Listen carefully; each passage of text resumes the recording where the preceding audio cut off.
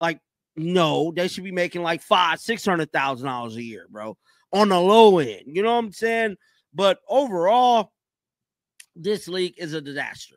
Now, Dave Portnoy, like I stated, has released some videos, man, kind of talking about all of this, bro.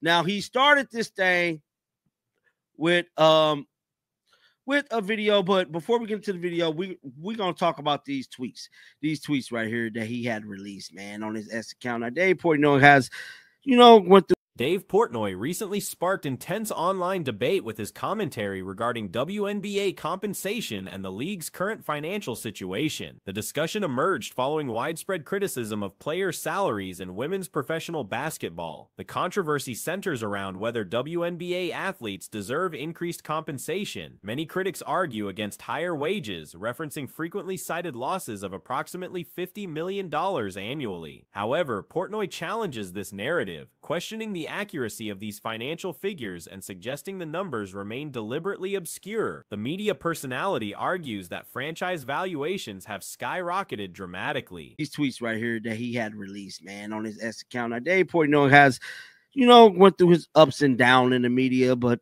he always stood firm and stood tight with Caitlyn and the Caitlyn Clark fan base. And he went on to say, I see a lot of morons trying to act like the WNBA players don't deserve more money. They're throwing around this lost $50 million number that no one even knows where it comes from. The finance to the league are a mess. Television viewership, merchandise revenue, ticket purchases, and broadcasting contracts have all experienced unprecedented growth. Despite this expansion, player compensation remains minimal compared to the league's apparent prosperity. Portnoy specifically highlights Caitlyn Clark's rookie contract of $76,000, pointing out how ordinary employees at various companies earn significantly more than professional athletes competing at the highest level. This salary disparity seems particularly striking given the athlete's prominence and the attention she generates. The businessman expresses confidence in the league's investment potential, stating he would immediately purchase a franchise for $250 million if offered the opportunity. This enthusiasm reflects his belief in the organization's future profitability and market expansion possibilities. Where it comes from, the finance to the league are a mess. Tied in with the NBA proposal murky. The owners don't want to say how the league is doing because then you got to pay more. Going into bargaining agreement. The league is exploding. Franchise values are exploding. Ticket sales, merch, TV rights, all exploding. The players have opted in their CBA. Of course, they took it. It's all about leverage in renegotiations for the first time in history of the league. Social media commentary from Ken Swift supports this perspective, emphasizing how professional athletes competing in 44 games annually shouldn't earn merely $70,000. The observation underscores how numerous average workers surpass these athletic salaries despite lacking the specialized skills and entertainment value these competitors provide. Discussion also addresses criticism from longtime supporters who dismiss newer enthusiasts. The argument suggests that previous lack of widespread interest doesn't invalidate current appreciation for the sport. Historical indifference toward the league demonstrates why compensation remained low, not because current excitement is somehow illegitimate. Key players have power. The players make virtually nothing while the entire league explodes. Of course, they deserve more money. Just the values of team pay for it without all of the other stuff. If somebody told me I could buy a Boston team for $250 million, I would do it without blinking. That's all you know. That's all you got to know about the WNBA franchise. So that's Dave Portnoy. Now, Ken Swift is a guy on Twitter. We don't see eye to eye all the time. During the recent All-Star Weekend event, players demonstrated their position by wearing shirts demanding appropriate compensation during warm-up sessions. This public display intensified ongoing debates about salary structures and revenue distribution within women's professional basketball. Portnoy's analysis emphasizes current market conditions rather than historical performance. Television ratings, attendance figures, merchandise sales, and sponsorship interest have reached record levels. The league recently welcomed an expansion franchise in Las Vegas for $50 million, with every game selling out completely. Portnoy. Now, Ken Swift is a guy on Twitter. You know, we don't see eye to eye all the time, but I rock with this right here with what Ken Swift just stated moments ago when sharing this. Ken Swift basically states, before we played this Dave Portnoy video, hopefully you guys can see this. Ken Swift stated, I can't imagine a world where anyone thinks a professional athlete playing 44 games should make $70K a year. And I keep telling y'all this.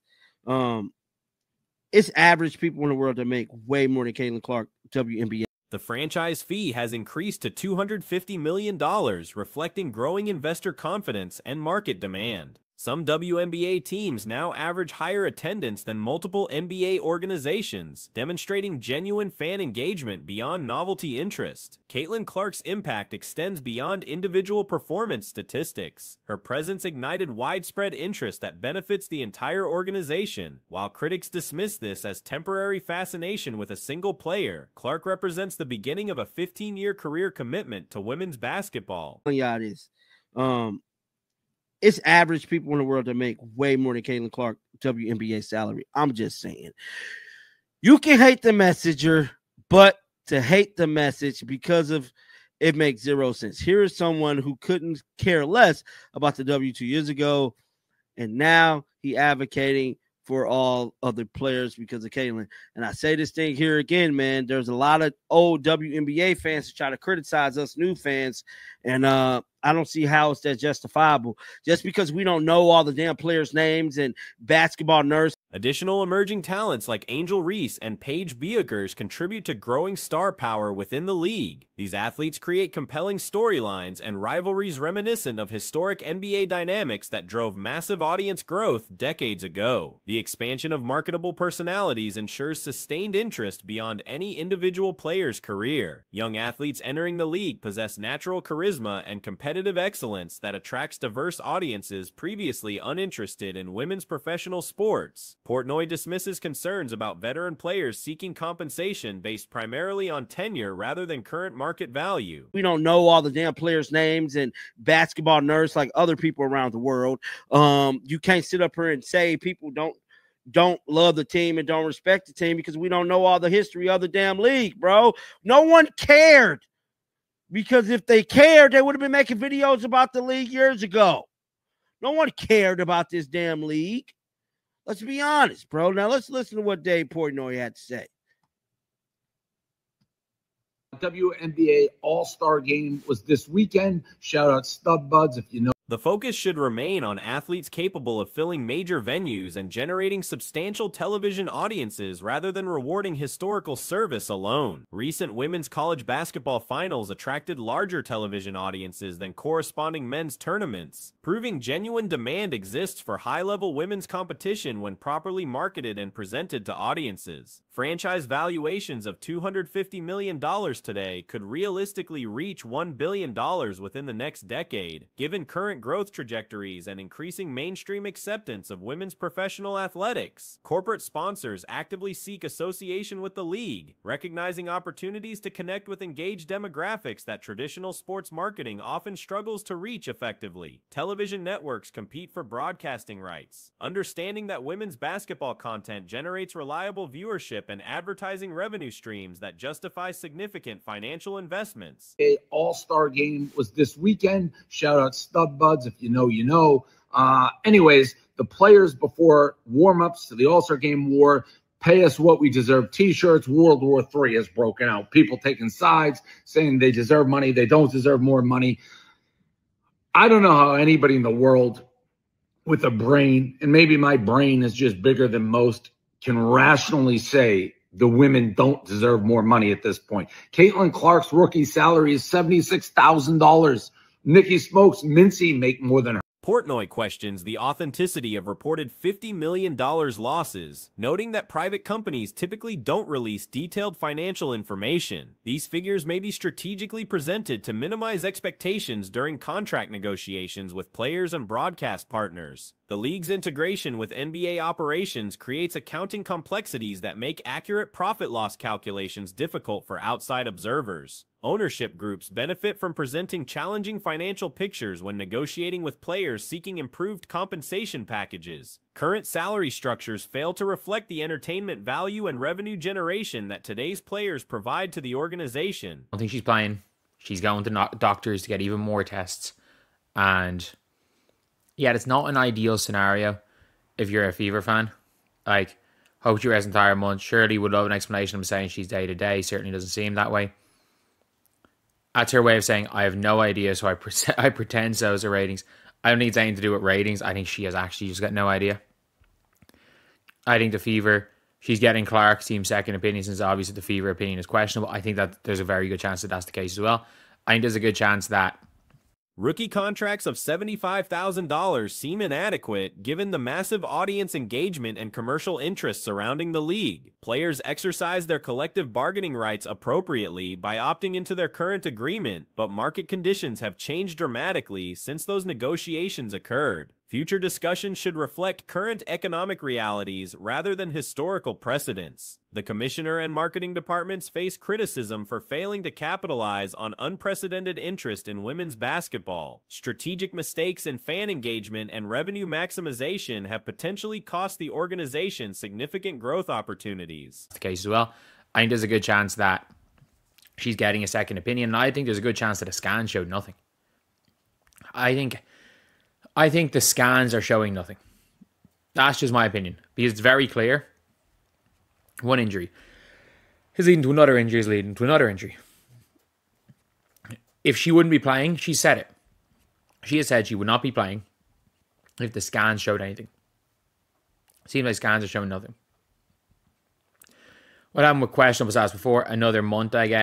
Management's resistance to embracing new audiences and media personalities who promote the league seems counterproductive given the desperate need for expanded viewership and commercial support throughout the organization's history. Despite administrative shortcomings, the fundamental product continues attracting audiences and generating genuine excitement. Market forces suggest substantial profit potential exists regardless of leadership effectiveness or strategic decision-making quality. This represents a unique historical moment where women's professional basketball possesses genuine leverage in commercial negotiations for the first time since the league's establishment decades ago. The current situation differs fundamentally from previous charity-based arguments for supporting women's athletics. I guess. I don't know. It's one of those things where if it is, there's some injuries where it could literally just be she's not going to get better. By taking a month off, she's not going to be better this season. She's going to need 2-3 months, so she might as well play the season. Like, there are certain injuries that are like that, but like the way I'm taking this is, I think it's very likely.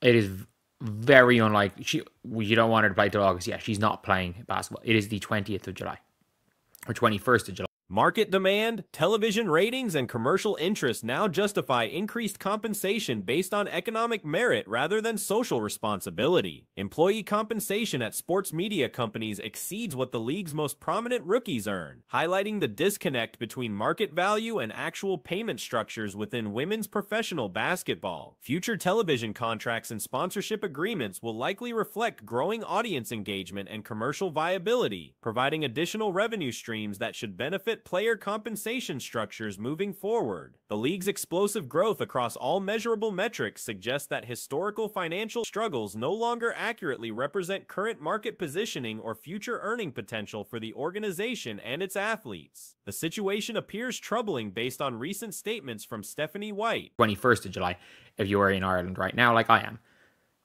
She is not playing basketball in the month of July. That is a given. That is given. See you in late August. Why was she even listed as questionable last week? Yeah, I don't know. I just don't think she'd done the test. They can't officially list her as out if she can play. But at the end of the day, look, I think that is what it's coming down to. I think it is a very concerning. Clark's absence from the New York game was anticipated, and her participation in the All-Star game seemed doubtful from the start. White's comments reveal uncertainty about Clark's condition. She mentioned not having contact with Clark since the previous evening's game, though noting some progress in her recovery. Additional medical consultations and testing are scheduled for early in the week. White explicitly stated that Clark would not be available for Tuesday's game, emphasizing a day-by-day approach pending further medical evaluations that should provide clearer direction. That is what it's coming down to. I think it is a very concerning update. If there's a 1% chance she'll be injured again and she should not continue to play the season, I mean this when I say this, there is a greater than 1% chance that a player gets injured every time they set foot on the floor. Like, there is a 1% chance a player gets injured in practice. Like, it is just one of those unfortunate things in sports that injuries happen. Soft tissue injuries can ruin a season, and this represents the first instance where officials have essentially admitted complete uncertainty about the timeline. Previous communications suggested a day-to-day status, but current statements indicate Clark will definitely miss upcoming games. She requires additional medical examinations and testing, creating an unfavorable situation for Indiana Fever supporters. The extended rest period seems necessary, though the vague day-to-day designation appears misleading given current circumstances. White's statements essentially communicate complete uncertainty about the situation. Tissue injuries can ruin a season, and it's one of those things, like, they're 4 different injuries, and it seems like 4 different minor injuries.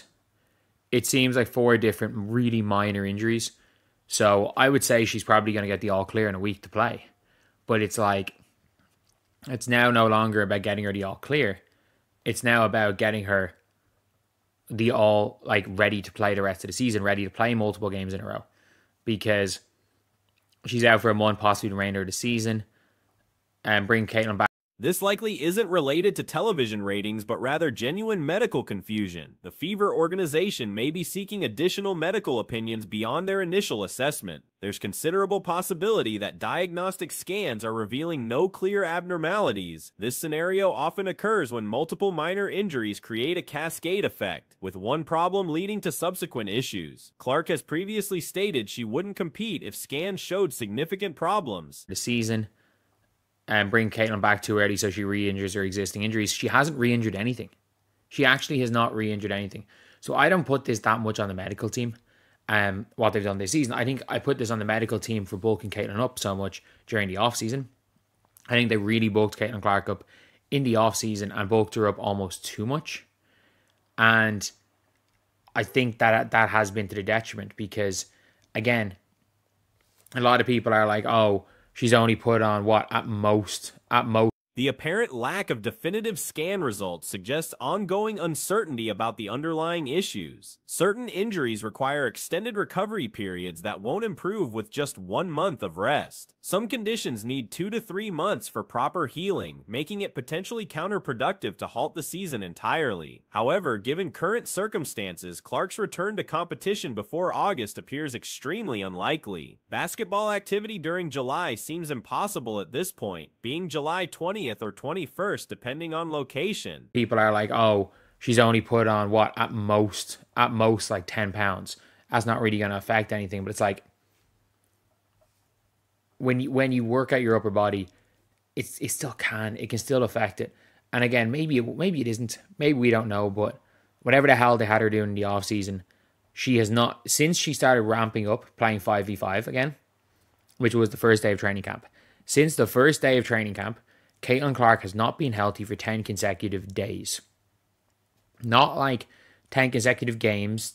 Her questionable status from the previous week now seems misleading, possibly because comprehensive testing hadn't been completed. Teams cannot officially list players as unavailable if there remains any possibility of participation. This update raises serious concerns about Clark's immediate future. While there's always injury risk in athletic competition, approximately 1% chance during any practice or game, the current situation involves multiple minor soft tissue problems that could derail an entire season. 4 separate minor injuries have accumulated, though each individually appears relatively insignificant.